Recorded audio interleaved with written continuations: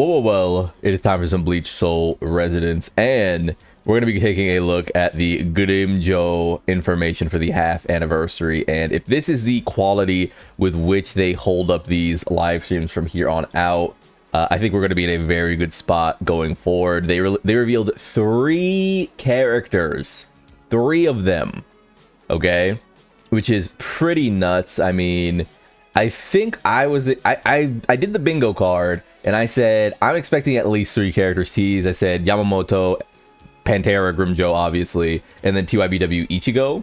Obviously, I was wrong about the Yamamoto one. I was wrong about the TYBW part, but we are getting an Ichigo.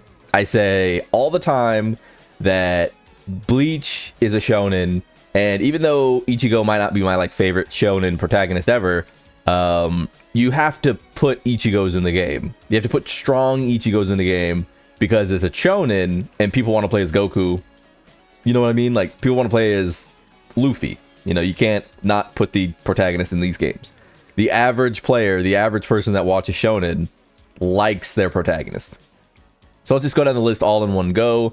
We'll watch the Grimmjow gameplay as well, and we'll just see what we see. I did vaguely watch some of the stuff, but I wanted to sort of save my reactions for a live viewing. So, full assault SSR, that's going to be Grimmjow. A Tactics SSR, White Ichigo. I'm going to talk more about what I make of White Ichigo and Ulquiorra in a separate video, I think, because I have a lot to say. But just starting off, I would say that it's going to probably be very difficult for them to outright, gap Grimmjow, just because he is the half annie unit, but we'll see, of course. I've already seen a lot of people saying they'll probably they want to skip Grimmjow and go straight to Ulquiorra and stuff like that. I'm not saying you can't do that. I'm just saying that this is going to be our half annie unit, so we'll see. Full Assault SSR, Resurrection, Ulquiorra, releasing June 26. He starts off in Resurrection, and in the teaser we saw Segunda Etapa, so expect him to transform. The login rewards claimable in the mail on May 15th. Let's go in-game. Okay, so I was getting my game open after that little brief pause, but SSR character selector, including standard SSRs, Bankai Ichigo and Toshido. This also includes their weapons, so you're going to get 1 of each. 1,600 Jades, a free 10 pull, a half annie frame, and 10 corridor keys. Now, this is going to be where we start divvying out sort of advice. Let's talk about it. Who are the best standard SSRs to grab if you don't have really any of the dupes? So, flatly, I would say Urahara will always have value if you're going for Boundary Ascension 2. If we're talking about maybe something like Boundary Ascension 6, we could talk about Urahara again. That said, I don't think any of the other standard SSRs have really any value. The one that has quite a bit, though, if you do not have him, is Toshido. And you might be saying, well, why Toshido?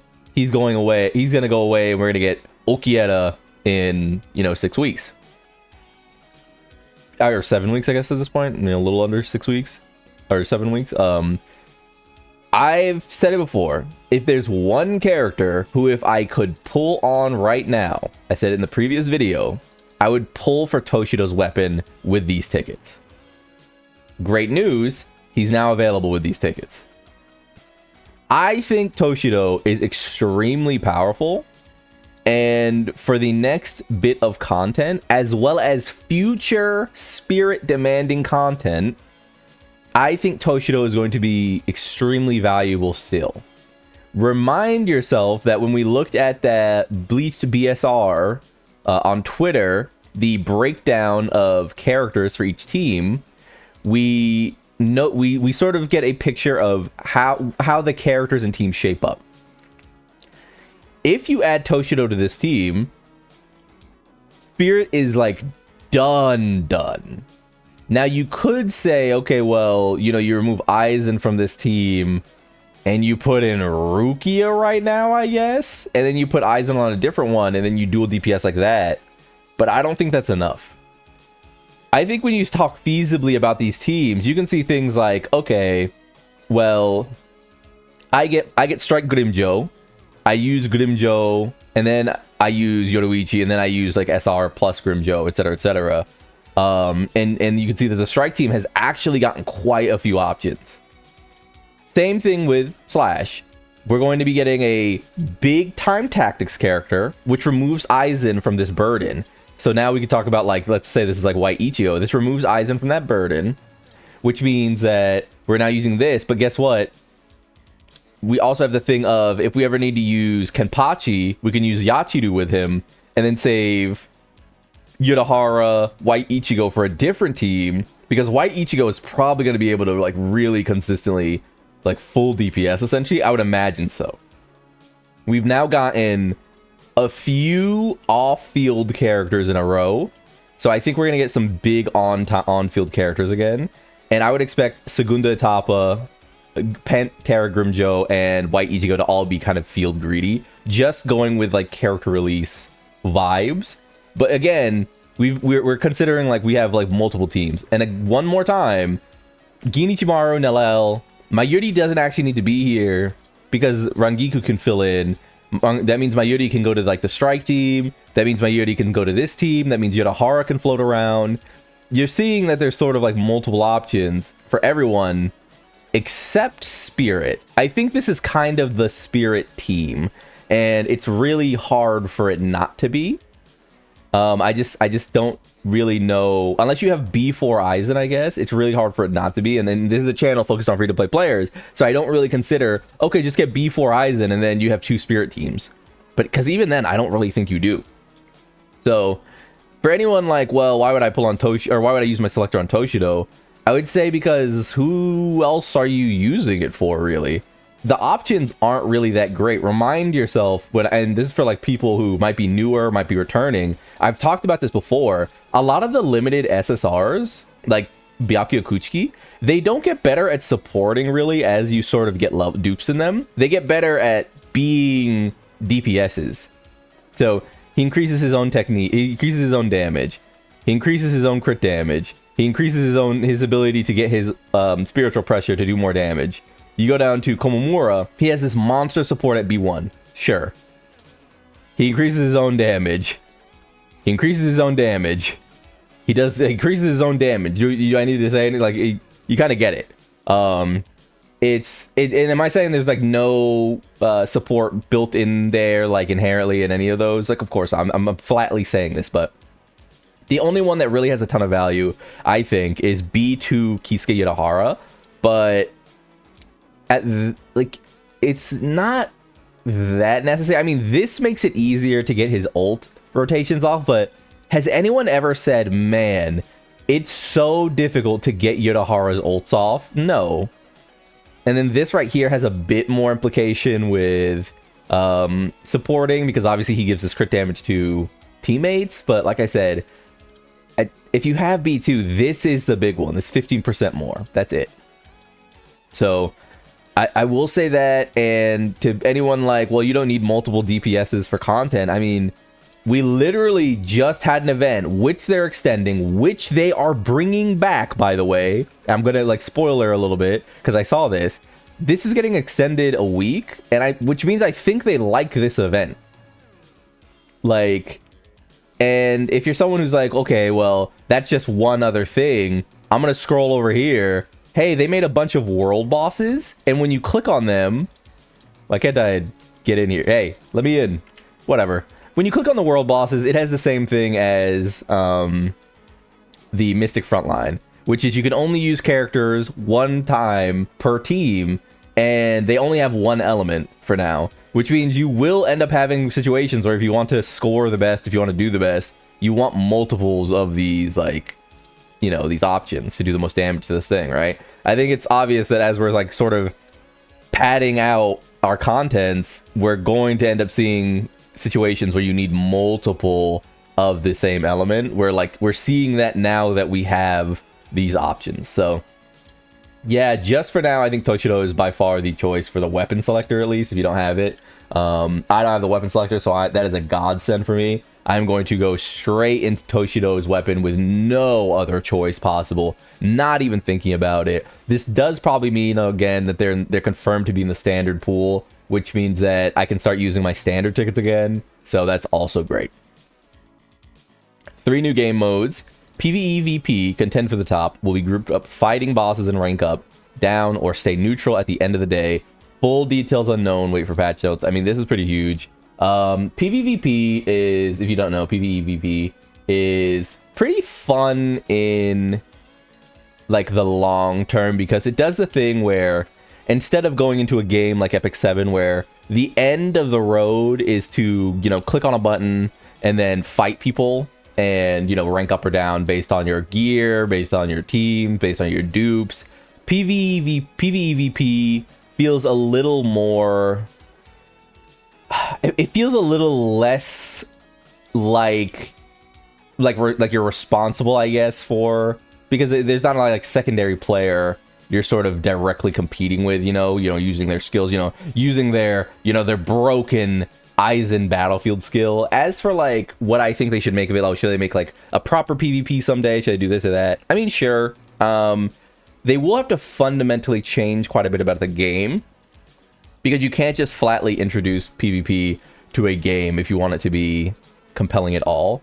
With how free to play friendly this game is, I actually don't think PvP is a scary option, because I think most players do have a lot of options at their disposal, right?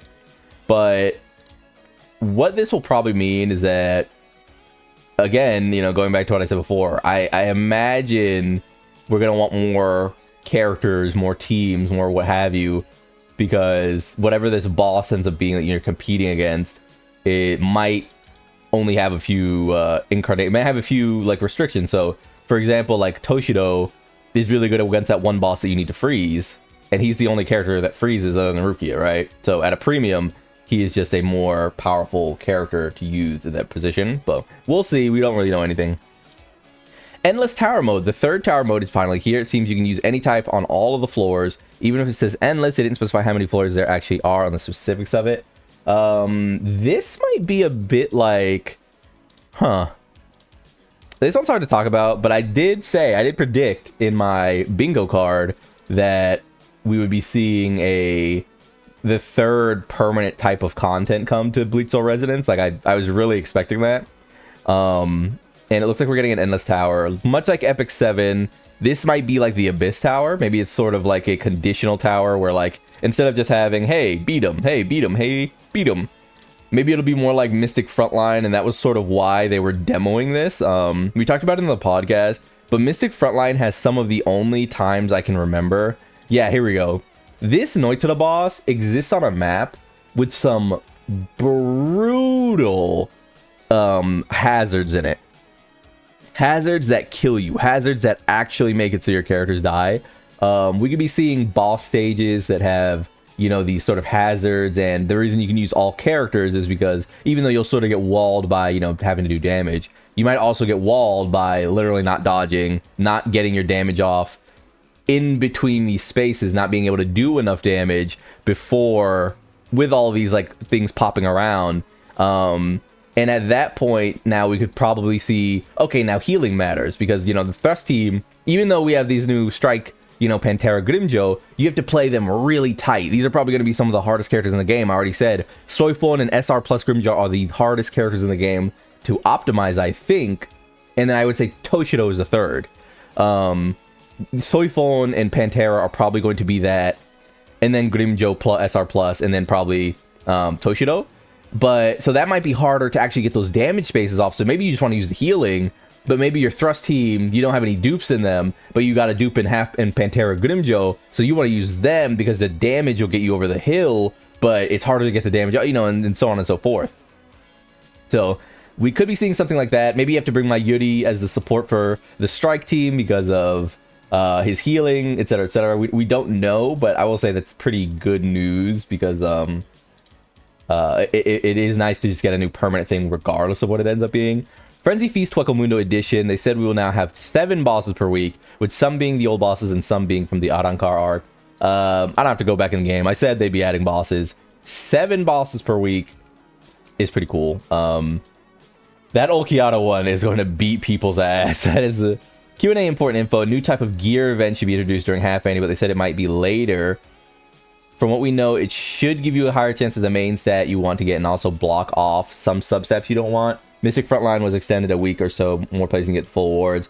It looks like my bingo card was pretty crazy. Now, let me pull up my bingo card really quickly, because I'm pretty sure I'm getting a lot of this right. So just real quick, if I go to like brush here, I feel like I got quite a few of these right. Let me just get a color here. So obviously we didn't get the WIchigo, but I did say we need to reveal an Ichigo, right? No soy phone buff, no Yamamoto. That was just for me. Gear reroll. I mean, I guess we didn't get like a reroll or something, but we did get a thing that's going to prioritize main stat, which is essentially what I talked about, is that we need a way to prioritize the main stats. We didn't get everyone reruns confirmed, so I guess we can go here. But we are getting the standard banner update, which I sort of like was like, this needs to happen. New permanent content we got. 4 frenzy bosses we didn't get, but we're getting 7 a week instead, which is pretty interesting. And we don't have a confirmation on total pulls, but I mean, we're starting with 1600, which is 10 pulls immediately. So this might actually end up being like a check mark by the end of it, especially with like concerning like weeklies and stuff. Huh. I feel like that, I mean, obviously we didn't get like a bingo or anything, but I feel like we did a pretty good job just predicting like some odds and ends that we like could be getting. Like there's quite a few of those that seem like related, at least, instead of just being completely off. I will say that. But we go back into Discord. Soyphon's Hayori skin should be available in this patch once it gets approved. That's gonna be pretty sweet. Once it gets approved, please, Shueisha. I saw someone say that like, why are we not getting a base form Ulquiorra, and we're just starting in like Resurrection? I mean, I know it's like a big deal for Grimmjow, because we had to split him up, but I kind of don't want, I don't know, I don't think Ulquiorra really needs, I mean, Resurrection Ulquiorra is the iconic one with the black tears like really streaming down his face and like the wings and stuff, where he looks like fucking Lucifer. Like it's kind of the, I don't know. Whereas I think Grimmjow's sauce is kind of his base form, which is why it's sad, right? Like, to me, and this is only me, you don't have to agree or anything. To me, this is kind of the saucy Grimmjow. And then Pantera is cool, and he looks really good in game, by the way. We're gonna look at his animations as well. This is the saucy Grimmjow to me, but for me with Ulquiorra, and Ulquiorra is the character I like more than Grimmjow. I like Ulquiorra quite a bit more. I'd say he's maybe my second favorite Espada, if I had to like think about it. Stark is my favorite. I think he's my second favorite. So I think Resurrection is like the version. New code on CN for 5 quarter keys and 5 Nexus. Like usual, Global and SEA will most likely get it later. They revealed a lot, but actually kept a lot hidden. Patch notes plus full reward should be revealed in the coming days. Grimmjow is 3 days away, which is so crazy to think about. Something I realized that is important to note. Oh yeah. So White Ichigo. Wow. Okay. So yeah, that makes sense. So White Ichigo is a slash tactic, and Ulquiorra is focused on Cero and Lanza del Relampago. Yeah, which is the lance. It's almost like a Spirit DPS. They said Ulquiorra will do Lanza del Relampago. They confirmed he starts in Resurrection, but he only does this move in his Segunda Etapa form. This means Ulquiorra is confirmed to be a transforming unit from Resurrection into Segunda Etapa. Since they haven't done a double transforming unit yet, it kind of makes sense to leave base form out. Speculation, expecting base form SR plus, like base Grimm. So if you're confused at what all that means, essentially we're going to get Ulquiorra in sort of a form like this with his Segunda. And then or with his resurrection, and then we're gonna get a form like this where it's like Segunda Etapa, where he actually like does his big transformation. He looks like fucking Satan, and he looks like Lucifer in one, and then he looks like fucking Satan in the other, and it's sick as hell. But that should be what it essentially means for the character, and I think this is the right way to go. Giving him base form is fine as well. I think the SR plus Grimmjow is really strong. I think it's also good to have it's good to have other versions of main DPSs. It's not good to just have like, oh, you just need one and then your account's going to be good forever. I think we're seeing that you should have multiple. I mean, Mystic Frontline beat a lot of people's ass, but guess why I beat a lot of people's ass? Is because they don't have a lot of teams built. I would say people were sent like just passively from my guild and friends list sending me badges, but I would say I got like 95, maybe 98% of my badges just dropped for me. And then I had one badge specifically that eventually I went into my guild and was like, hey, does anyone have this badge to finish off? Just so I could get the Hiyori Geen skin before it went away. I was just like, hey, does anyone have the Squad 6 badge? Shout out to that person, by the way. So yeah, I think it's fine. I do think it's fine. I don't think there's any problem with this at all. Like I said, they're very similar looking characters, and I don't really think we need a bunch of like base form characters that then transform like a billion times. I don't know. I think it was very important with Nelel, and I think it's much less important with a character like Ulquiorra.